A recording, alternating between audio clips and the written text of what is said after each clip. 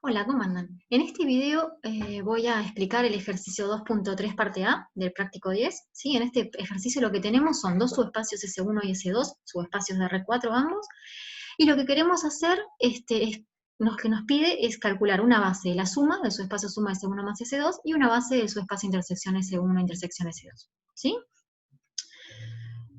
Para eso vamos a empezar calculando una base de S1 y una base de S2 y ver qué forma tienen explícitamente los vectores de S1 y los vectores de S2.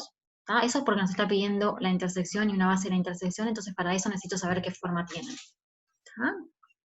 Entonces vamos a empezar con S1.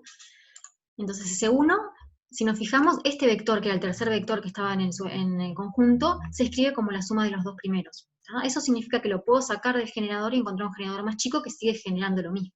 ¿Tá? Entonces S1, además de ser el subespacio generado por esos tres vectores, ahora lo puedo escribir como el subespacio generado solamente por los dos primeros.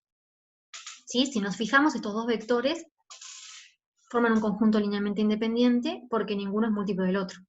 ¿Sí? Entonces, además de ser un generador, es una base. ¿Sí? Es el generador más chiquito que puedo encontrar. ¿Tá? Entonces lo que tenemos acá es una base de S1. Eso nos va a ayudar a encontrar la forma genérica que tienen los vectores de S1. Para eso agarro un vector cualquiera que esté en R4 y le voy a pedir que esté en S1. Para que esté en S1, tiene que escribirse como combinación lineal de los vectores anteriores, que eran los vectores que formaban la base, que son estos dos. ¿Tá? O sea que tienen que existir números alfa y beta, de forma que yo escriba el x y zt como alfa por el primero más beta por el segundo. ¿Tá? Si escribimos la matriz de este sistema, ¿tá? Lo que nos queda es una matriz que tiene las dos primeras columnas, las dos primeras columnas son los dos vectores estos, que generaban S1, y la tercera columna es el vector genérico, que yo quiero ver qué condición tiene que cumplir. ¿Tá? Entonces escalerizo esto. Cuando escalerizo esto, me queda acá hacer fila 2 menos fila 1, acá la fila 3 la dejé igual, acá hice fila 4 más fila 1, y me quedó esto. Sigo, porque esto no está escalerizado, tengo que hacer ceros acá. Cuando escalerizo esto, lo que me queda, lo que hice acá fue fila 3 menos 3 fila 2, ¿sí? Y acá hice fila 4 menos fila 2. ¿Está? Entonces lo que me queda es esta matriz que sí está escalerizada y que si nos fijamos, nos dice, primero que tiene esta matriz, no la matriz ampliada, la matriz del sistema, tiene rango 2, ¿tá? Eso significa que estos dos vectores efectivamente formaban una base, ¿tá? Como yo dije antes, y después lo que tenemos es que para que esto sea compatible necesitamos que se cumpla esta condición de compatibilidad del sistema. ¿Sí? Necesitamos que estas dos ecuaciones, o sea, que estas dos ecuaciones sean iguales a 0, ¿sí? Que z menos 3y menos 3x sea igual a 0 y que 2x menos y más t también sea igual a 0. Si no pasa eso, el sistema me va a quedar incompatible. ¿Tá? Entonces, yo necesito que estas dos cosas sean 0 para que mi sistema sea compatible, o sea que para que mis x y zt estén en S1, se tienen que cumplir estas dos igualdades. ¿Tá? Despejadas, en la primera despeje a z y en la segunda despeje a t, lo que nos queda son estas dos condiciones que están acá. ¿Tá? Entonces, S1 se escribe como los elementos de R4, X y Z t, que cumplen que la Z es 3X más 3Y y que cumplen que la T es menos 2X más Y. ¿Sí?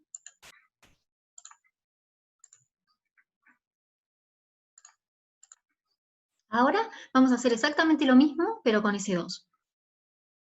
¿Sí?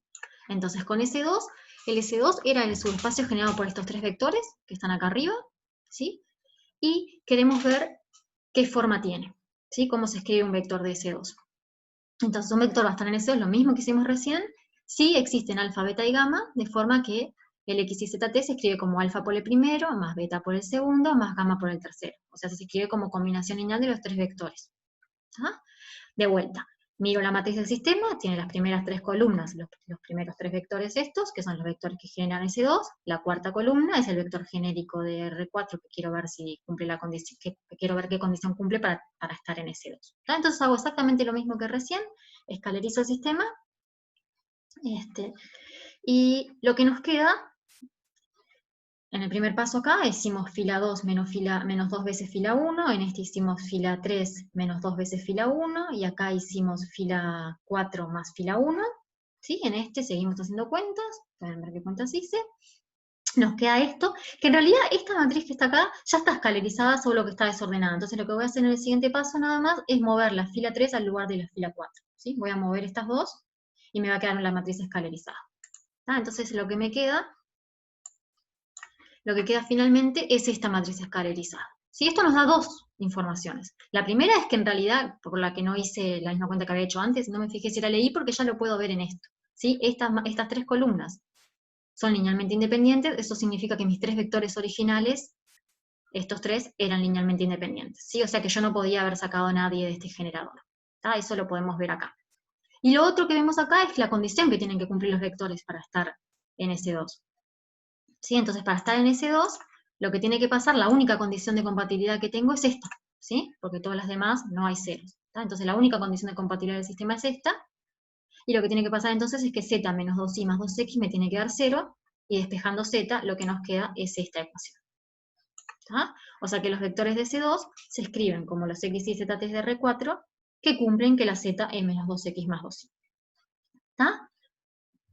Y acá está escrito lo que les había explicado recién, que podemos deducir también que el generador de S2 es además una base de S2. ¿Tá?